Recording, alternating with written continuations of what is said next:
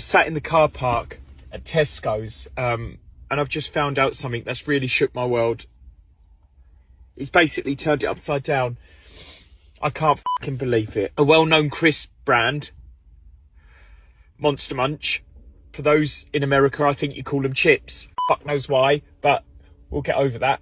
For years now, I thought these little things were monster feet. They're not monster feet. They're little fucking monsters. They're the little legs and they're the arms. For years now, I thought they were little monster feet or hands with little They're not. They're fucking monsters. Look, it shows you on the fucking pack. I went through primary school, high school, thinking these were fucking feet and they're monsters. You absolutely love me though. I can't believe it. I said it. I can't.